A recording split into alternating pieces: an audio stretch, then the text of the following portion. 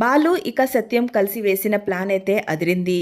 ప్రభావతి పరుగు పరుగున ఇంటికి వచ్చేలా చేశాడు బాలు. ట్విస్ట్ అయితే అదిరింది. అవును ఫ్రెండ్స్, మీ ఫేవరెట్ సీరియల్ గుండె నిండా గుడిగంటలు రోజు రోజుకి మరింతగా ఇంట్రెస్టింగ్గా జరుగుతుంది కదా. మరైతే లాస్ట్ ఎపిసోడ్లో మనం తెలుసుకున్నాం కదా, ఇంట్లో గొడవ పడేసి ప్రభావతి ఇల్లు వదిలేసి కామాక్షి దగ్గరికి వచ్చి ఉంటుంది. మరి ఇక్కడ లాయర్కి డబ్బులు అందచేయాలని చెప్పేసి బాలు తన కార్ని తాకట్టు పెడతాడు. ఇక సుమతి వాళ్ళమ్మ, సుమతిది మెడలో ఉన్న చైను, ఇంట్లో ఉన్న నగలు కాస్త కుస్త ఏవైతే ఉన్నాయో వాటిని అన్నిటినీ అమ్మేసి డబ్బులు చేరదీసి మొత్తము 5 లక్షలుగా చేసి వీళ్ళు లాయర్కి ఇస్తారు. ఇక లాయర్ ప్రభావతి దగ్గరికి వచ్చి కేసు వాపస్ తీసుకో, నేను నీకు దాని బదులు లాభంగా డబ్బులైతే ఇస్తాను అని చెప్పేసి మాట్లాడతారు. అయితే మీలో ఎవరైనా ఈ ఎపిసోడ్ అయితే మిస్ అయ్యి ఉంటే మాత్రం మా ఛానల్లో ఉంటుంది. అక్కడికి వెళ్ళి చక్కగా మీ ఫేవరెట్ సీరియల్ ఎప్పుడు కూడా మిస్ అవ్వకుండా ప్రతి ఒక్క ఎపిసోడ్ని అక్కడ వాచ్ చేయొచ్చు. ఇక సీరియల్లోకి వెళ్దాం. ఎలా అయితే లాయర్ ప్రభావతి దగ్గరికి వచ్చి తను కేసు వాపస్ తీసుకో అని చెప్పేసానంటే ప్రభావతి నేనెందుకు వాపస్ తీసుకోవాలి అని చెప్పేసి అని అంటుంది. నాకు దొరికిన అవకాశాన్ని నేను ఏమాత్రం వదులుకోను, ఆ కుటుంబానికి తగినంత శిక్ష పడాల్సిందే అని చెప్పేసి అని అంటుంది. దాంతో లాయర్ ఉండి ఈ కేసు అంత స్ట్రాంగ్గా అయితే నిలబడదు. ఒకటి, తను చదువుకున్న పిల్లోడు కాబట్టి కేసు అంత స్ట్రాంగ్గా ఉండదు, నీకేం లాభం వస్తుంది అని చెప్పేసి అని అంటాడు. దాంతో తనుండేసి మాట్లాడితే కేసు వాపస్ తీసుకో, నీకేం లాభం ఉంటుంది అని అంటున్నారు. మరి కేసు వాపస్ తీసుకుంటే నాకేం లాభం ఉంటుంది, కేసు పెడితే నాకు లాభం లేదు అని అంటే కేసు తీసుకున్నా కూడా నాకు ఏదో ఒక లాభం ఉండాలి కదా, నాకేం లాభం ఉంటుంది, నేనెందుకు అంతకాడికి కేసు తీసుకోవాలి వాపస్, అదేదో నాకు తీసుకున్నా తీసుకోకపోయినా ఎటువంటి లాభం లేనప్పుడు కనీసం వాడికి శిక్ష ఎంతో కొంత పడుతుంది కదా, వాళ్ళ ఫ్యామిలీ అవమాన పాలు పడుతుంది కదా, నాకు అదే చాలు అని చెప్పేసి అని అంటుంది ప్రభావతి. దాంతో లాయర్ ఉండి ఎందుకు లేదు, నేను చెప్తున్నాను కదా, నువ్వు కానీ కేసు వాపస్ తీసుకుంటే మీకు చాలా లాభం ఉంటుంది. అది ఎలా అంటే మీరు కేసు వాపస్ తీసుకుంటే నేను మీకు దానికి తగ్గట్టుగా డబ్బులు ఇస్తాను కదా అని చెప్పేసి అని అంటాడు. ఎప్పుడైతే డబ్బు మాట వింటుందో ప్రభావతి మొహం వెలిగిపోతుంది. ఇక కామాక్షి కళ్ళే చూస్తుంది. ఏం మాట్లాడుతున్నారు, ఏం డబ్బు అని చెప్పేసి తెలియనట్టుగా మాట్లాడుతుంది. అవునమ్మా, నువ్వు కానీ కేసు వాపస్ తీసుకుంటే నేను నీకు 2 లక్షలు డబ్బులు ఇస్తాను అని చెప్పంగానే నోరు వెళ్ళబోసి చూస్తుంది ప్రభావతి. అవునా, నిజంగానా అని చెప్పేసి అని అంటే అవునమ్మా, ఇందాటి నుంచి అదే కదా నీకు చెప్తున్నాను, కేసు పెడితే నీకేమొస్తుంది, అదే కానీ కేసు వాపస్ తీసుకుంటే నీకు 2 లక్షలు డబ్బులు ఇస్తాను అని చెప్పంగానే దానికి వెంటనే తను అంగీకరిస్తుంది. సరే అటైతే, కానీ నాదొక కండిషన్ అని చెప్పేసి అని అంటుంది. ఏంటి అనంగాల్నే నేను మీ దగ్గర డబ్బులు తీసుకున్న సంగతి మా కుటుంబంలో వాళ్ళ కుటుంబంలో ఎవరికి కూడా తెలియకూడదు అని చెప్పేసి చెప్తుంది. భలేవారివే అమ్మా, అలా ఎందుకు చెప్తాను, ఈ విషయం ఎవ్వరికీ తెలీదు, నీకు నాకు మధ్యలోనే ఉంటుంది అని చెప్పేసి తనకి వెంటనే అప్పటికప్పుడే 2 లక్షలు డబ్బులు తీసి చేతిలో పెట్టేస్తాడు. ఇక డబ్బు చూడంగానే ప్రభావతికి కళ్ళు చెదురుతాయి. ఇక ఎంతో సంతోషంగా సరే ఇప్పుడు నేనేం చేయాలి అని అంటే ఏం లేదు, పోలీస్ స్టేషన్కి వెళ్ళి ఇదంతా మా ఫ్యామిలీ మ్యాటర్, ఏదో పొరపాటు జరిగిపోయింది, నేనైతే కేసు వాపస్ తీసుకుంటున్నాను, నాకు ఎటువంటి అబ్జెక్షన్ లేదు అని చెప్పేసి మీరు అక్కడికి వెళ్ళి సంతకం పెట్టొస్తే చాలు అని చెప్పంగానే సరే అని అంటుంది ప్రభావతి. ఇక వెంటనే ఆ డబ్బులు తీసుకొని కామాక్షికిచ్చి ఈ డబ్బులు నేను మా ఇంట్లో అయితే పెట్టలేను, నీ దగ్గరే ఉంచు, నాకు కావాల్సినప్పుడు నేను తీసుకుంటాను అని చెప్పేసి ఇదిగో భద్రంగా లాప్లో దాచిపెట్టు అని చెప్పని అంటుంది. ఇక వెంటనే కామాక్షి డబ్బులు తీసుకొని లాప్లో బీరువాలో పెట్టి తాళం పెట్టేస్తుంది. ఇక సరే అటైతే అని చెప్పేసి లాయర్ అక్కడి నుంచి వెళ్ళిపోతాడు. మీనా వాళ్ళ మావయ్య రండి భోంచేద్దురు కానీ అని చెప్పేసి పిలుస్తుంది. వద్దమ్మా, నాకు ఇప్పుడే ఆకలేట్లేదు, జస్ట్ ఇప్పుడే మెడిసిన్ వేసుకున్నాను, కొద్దిసేపు ఆగిన తర్వాత తింటానులే అని చెప్పేసి అని అంటాడు. అప్పుడే బాలు అక్కడికి వస్తాడు. మీనా ఉండి ఏవండి మీరు రండి మీకు భోజనం పెడతాను అని చెప్పేసి అని అంటుంది. దాంతో బాలు ఉండి నాన్న రా ఇద్దరం కలిసి భోంచేద్దాం అని చెప్పేసి అని అంటాడు. దాంతో వాళ్ళ నాన్నుండి ఇప్పుడే వద్దురా, ఇప్పుడే చేతాను, నన్ను కూడా అడిగింది వద్దని చెప్పాను అని చెప్పేసి అని అంటాడు. ఏంటి నాన్న, టయానికి భోంచేయాలి టయానికి పడుకోవాలని నువ్వే కదా చెప్తావు, మరి లేస్రా అని చెప్పేసి అని అంటాడు. రే వద్దురా అని చెప్పగానే అప్పుడే బాలు ఫోన్ రింగ్ అవుతుంది. బాలు ఫోన్ లిఫ్ట్ చేసి ఎవరు అని చెప్పగానే లాయర్ గారు ఫోన్ చేస్తున్నారు అని చెప్పేసి అని అంటాడు. ఇక వెంటనే లాయర్ గారితో మాట్లాడతారు. సార్ చెప్పండి సార్ అని అంటే, అయ్యా నీకైతే శుభవార్త అని చెప్పగానే ఏంటి సార్ ఏమైంది సార్ అని చెప్పనగానే వెంటనే తను అంటాడనమాట, మీ అమ్మ కేసు వాపస్ తీసుకోవటానికి అంగీకరించింది, ఇక కేసు అయితే వాపస్ తీసేసుకుంది, ఇక ఆ పిల్లోడికి ఎటువంటి శిక్ష అనేది పడదు, మీరు ఫుల్గా అయితే ఫ్రీ అయిపోయారు అని చెప్పేసి చెప్తాడు. దాంతో బాలుకి నమ్మశక్యంగా లేక నిజం చెప్తున్నారా చెప్తారా అంటే, అవును బాబు నిజం చెప్తున్నా, ఇలాంటి విషయాల్లో కూడా ఎవరైనా జోక్ చేస్తారా అని చెప్పేసి అని అంటాడు. కాదు సార్, అసలు అలా ఎలా ఒప్పించగలిగారు అని చెప్తే, లాయర్ కూడా బాలుకి వాళ్ళ అమ్మకి డబ్బులు ఇచ్చిన సంగతి చెప్పకుండా, నేను నీకు ముందే చెప్పాను కదా, ఎవరి దగ్గర ఏ విధంగా మాట్లాడితే వాళ్ళు ఒప్పుకుంటారనేది ఆ విధంగా మేము మాట్లాడతాము. అలా ఆ మాత్రం టాలెంట్ మాలో లేకపోతే ఇంక మేము లాయర్ ఎందుకు? మీకులాగా సామాన్య ప్రజల్లాగానే ఉంటాం కదా అంటే, సార్ ఏది ఏమైనా మీరు మాత్రం మిరాకిల్ మ్యాన్. మీరు చాలా అద్భుతం చేశారు. జరగదు, ఈ ప్రపంచంలో జరగని పని ఏదైనా ఉందంటే అది మా అమ్మను ఒప్పించడం అని అనుకుంటే, మీరు మాత్రం అదే చేసి చూపించారు. చాలా చాలా థ్యాంక్స్ సార్ అని చెప్పేసి అని అంటాడు. ఇక వెంటనే ఫోన్ పెట్టేసి సంతోషంతో కేకలు పెడతాడు. దాంతో వెంటనే ఏంట్రా ఏమైంది అని చెప్పేసి అడుగుతాడు సత్యం. దాంతో నాన్న అమ్మ కేసు వాపస్ తీసుకుంది. ఇక మనం మాత్రం టెన్షన్ ఫ్రీ.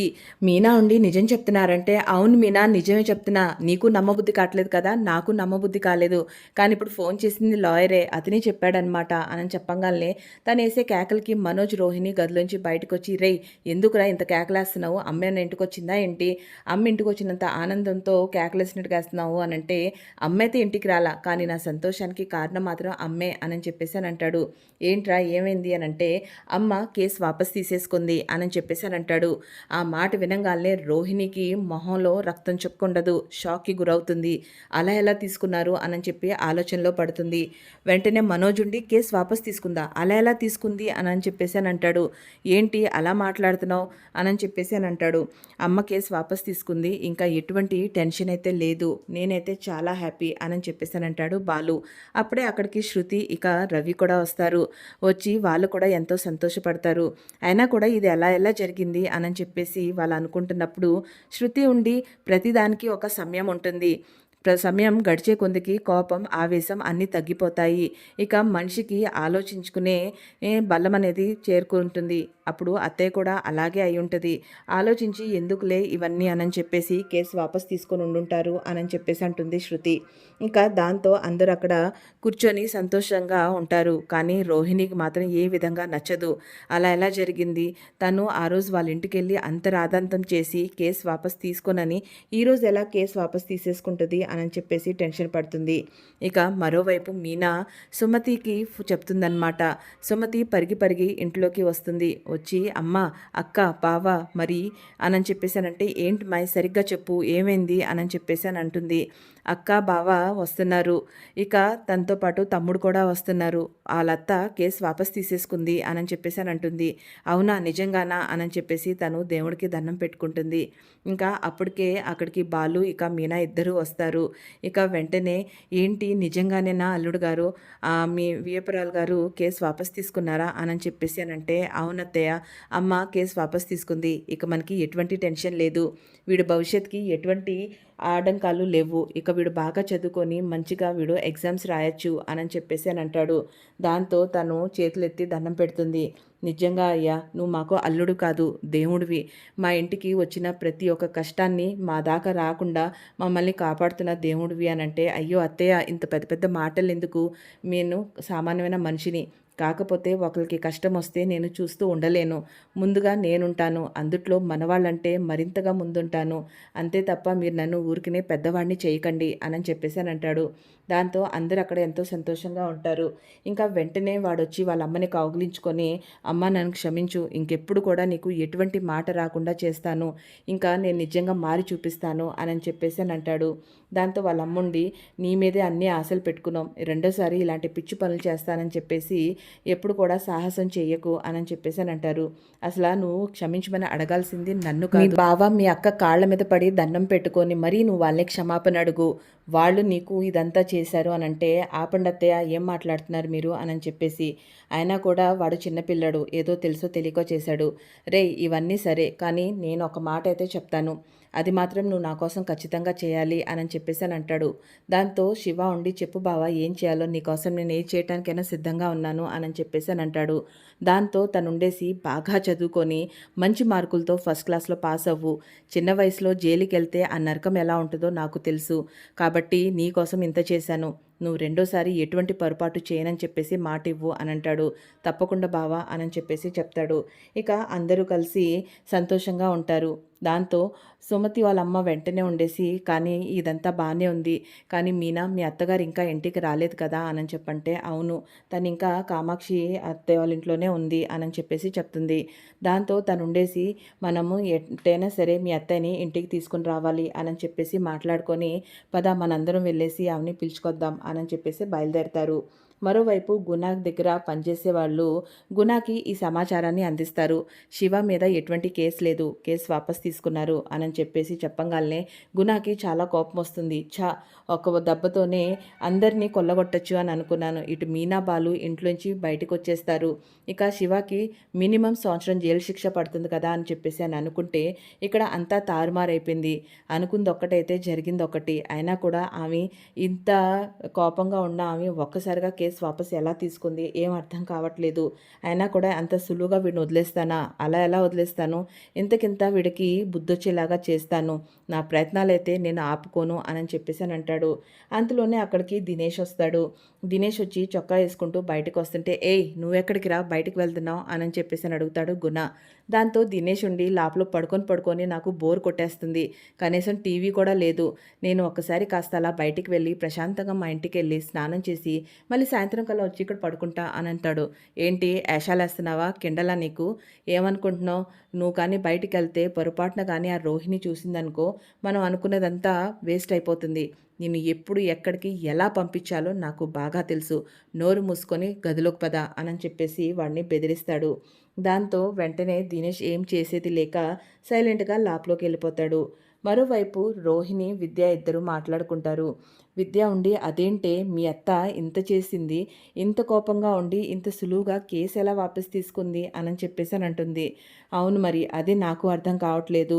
ఆమె ఆ రోజు ఇంత కోపంగా మీనా వాళ్ళ కుటుంబం అంటేనే పడదు, అటువంటిది ఇంత ఈజీగా కేసు ఎలా వాపస్ తీసుకుందో నాకే అర్థం కావట్లేదు అని చెప్పేసి అని అంటుంది. దాంతో విద్య ఉండి, అయ్యుండొచ్చేమో, పాపం చిన్నపిల్లోడు కదా, భవిష్యత్తు పాడైపోతుంది అని చెప్పేసి ఆమెకు ఎక్కడో ఆలోచన కలిగి ఉంటుంది. అందుకనే కేసు వాపస్ తీసుకొని ఉండుంటుందేమో అని చెప్పేసి అని అంటుంది. దాంతో రోహిణి ఉండి, ఆమె అంత కూడా దయగా కలిగి ఉన్నామా? అంత సినిమా లేదు. ఖచ్చితంగా దీని వెనకాల ఏదో అయితే మతలబు ఉంది.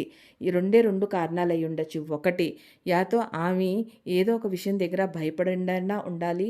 లేదు అని అంటే ఖచ్చితంగా కేసు వాపస్ తీసుకుంటే ఆమెకి ఏదో ఒక లాభం అయితే కలిగి ఉండాలి. ఈ రెండు తప్ప ఆమె కేసు వాపస్ తీసుకునే ప్రసక్తే లేదు. అసలు ఆ రోజు ఆ వీడియో చూసిన తర్వాత తను మీనా వాళ్ళ ఇంటికి వెళ్ళి ఎంత రభస చేసిందో, ఎంత గొడవ చేసిందో నువ్వు చూడలేదు, నా కల్లారా నేను చూశాను. అటువంటిది ఆమె కేసు వాపస్ తీసుకోవటం, అది కూడా కనికరించి అని అంటే అసలు నమ్మే ప్రసక్తే లేదు. దీని వెనకాల మొత్తానికి ఏదైతే ఉంది అది తెలుసుకుంటాను తొందరలోనే అని చెప్పేసి అని అంటుంది. వీళ్ళిద్దరు మాట్లాడుతూనే ఉండంగానే వెంటనే గుణ రోహిణికి ఫోన్ చేస్తాడు. ఇక రోహిణి విద్యతోండి, ఈ గుణ ఒకడు నన్ను చంపేస్తున్నాడు, ఫోన్ల మీద ఫోన్ చేస్తున్నాడు అనంటే, ఇంకెందుకు ఆ డబ్బుల కోసమే అయ్యి ఉంటుంది అని అంటుంది విద్య. సరే ఉండు మాట్లాడతాను అని చెప్పేసి వెంటనే గుణకి ఫోన్ లిఫ్ట్ చేసి, ఏంటి గుణ ఎందుకు ఫోన్ చేసావు అనంటే, ఎందుకు చేశానా నీకు తెలీదా, ఎందుకు చేశానో? డబ్బుల కోసం. డబ్బులు సిద్ధమైందా?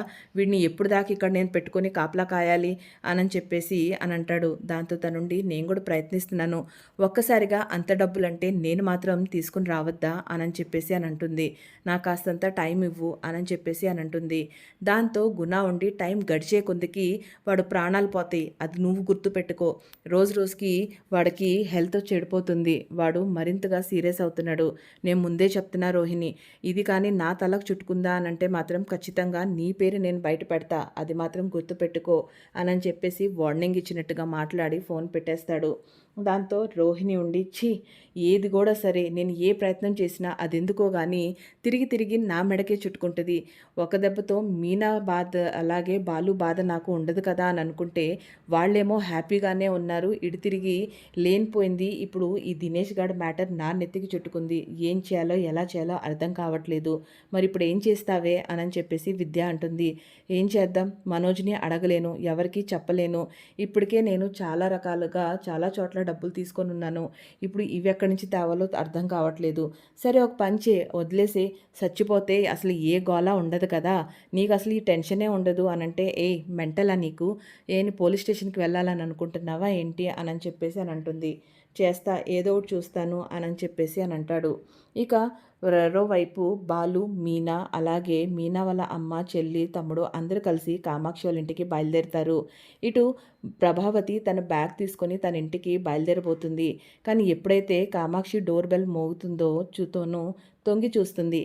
అప్పుడే బాలు, మీనా రావటం చూసి చేతిలో ఉన్న బ్యాగ్‌ని తీసి పక్కన పడేసి వెంటనే తను ఏం తెలియనట్టుగా అక్కడికొస్తుంది. ఎవరు కామాక్షి వచ్చింది అనంటే, వీళ్ళొచ్చారు అనని చెప్పంగాల్నే, ఏంటంట, ఎందుకొచ్చారు ఇక్కడికి అనని చెప్పేసి బిల్డప్ ఇస్తుంది. దాంతో బాలు ఉండేసి, వాళ్ళు చేసింది తప్పు. ఈ రోజుకి కూడా మేము అది కరెక్ట్ అని చెప్పట్లేదు. కానీ వాడేదో తెలుసో తెలియకో చేశాడు. నువ్వు ఇంకా ఇక్కడ ఉండటం ఎందుకు? ఎట్నాగో కేసు వాపస్ తీసుకున్నావు. ఇంటికెళ్దాం రా అనని చెప్పేసనంటాడు.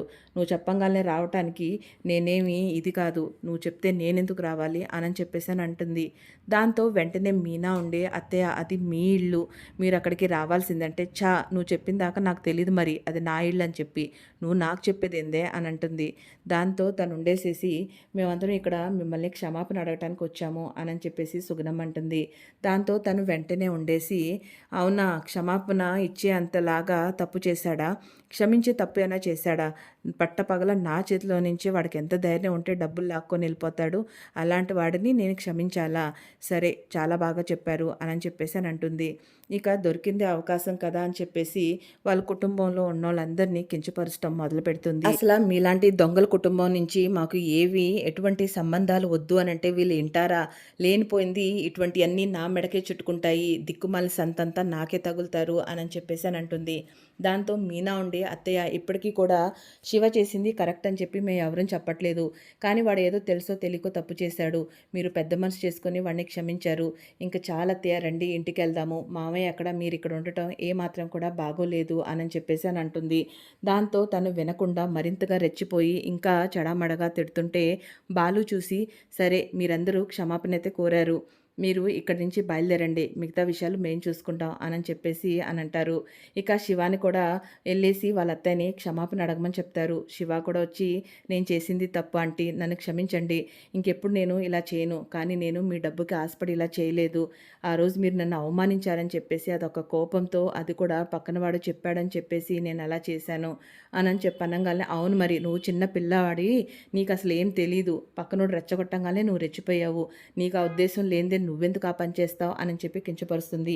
ఇక బాలు ఇది ఇంతటితో తెగేది కాదు అని చెప్పేసి వాళ్ళందరినీ, ఇంక మీరు వెళ్ళండి, క్షమాపణ అయితే కోరుకున్నారు కదా, ఇక్కడి నుంచి బయలుదేరండి అని చెప్పేసి వాళ్ళని పంపించేస్తాడు. ఇక వెంటనే, ఇంక నువ్వు ఇంటికి వస్తున్నావా లేదా అని చెప్పేసి అని అంటాడు. నాకు ఎక్కడైతే విలువ లేదో అటువంటి చోటకి నేను అసలు రానంటే రాను అని చెప్పేసి అని అంటుంది ప్రభావతి. దాంతో తనుండి, సరే నీ ఇష్టమైతే, కామాక్షి అత్త నేనైతే నీకు ఒకటే మాట చెప్తున్నా, అమ్మ ఇక్కడికి వచ్చేసిందని చెప్పి ఇంకా తిరిగి రాదని చెప్పేసి నానైతే ఊరికి బయలుదేరుతున్నాడు, సామాను కూడా సర్దుకున్నాడు అని చెప్పగానే ప్రభావతి వెంటనే బాలు కల్లే చూస్తుంది. కానీ ఇదంతా ఏం మాట్లాడుతున్నాడా అని చెప్పేది మీనాకి అసలు ఏమాత్రం అర్థం కాదు. వెంటనే కామాక్షితో అంటాడు, మరొక మాట నేను చెప్పొచ్చో చెప్పకూడదో నాకైతే తెలీదు. నాన్న చిన్ననాటి స్నేహితురాలు ఉంది కదా, మొన్న కూడా తను ఊరెళ్ళినప్పుడు కలిసింది.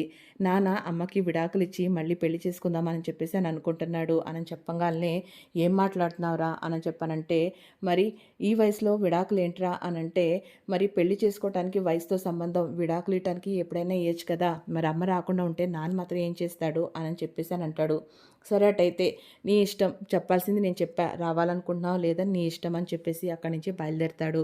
ఇక వెంటనే మీనా ఉండి, ఏంటండి మీరు ఇవన్నీ చెప్తున్నారు, ఇదంతా అసలు ఎప్పుడు జరిగింది అని అంటే, ఏం జరిగేది చూస్తూ ఉండు, ఇప్పుడు అమ్మ ఎట్టా పరిగెత్తుకుంటా ఇంటికి వస్తుందో అని చెప్పేసి అని అంటాడు.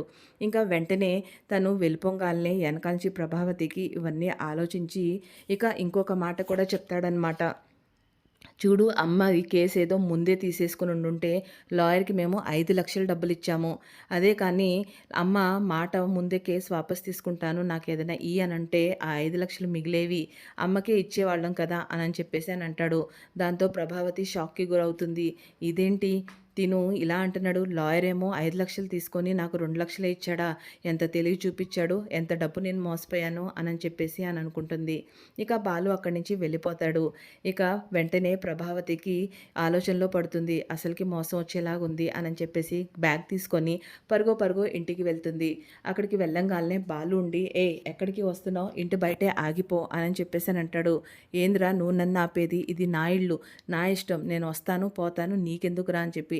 "రావద్దని చెప్తున్నానా? అక్కడే ఆగిపో" అని అంటాడు. ఇంకా వెంటనే అందరూ అక్కడికొస్తారు. మనోజ్, రోహిణి ఇద్దరుండి, "ఏంటి ఆంటీని ఇంట్లోకి రానివా ఏంటి?" అనని చెప్పేసని అంటాడు. దాంతో వెంటనే "మీరందరూ కాసేపు సైలెంట్‌గా ఉంటారా?" అనని చెప్పి, మీనా వెళ్ళి తొందరగా హారతి పళ్ళెం పట్టుకునిరా" అనని చెప్పేసని అంటాడు. దాంతో శృతి ఉండి, "దీనికా బాలు ఇంత బిల్డప్ ఇచ్చావు" అనని చెప్పేసి అని అంటుంది.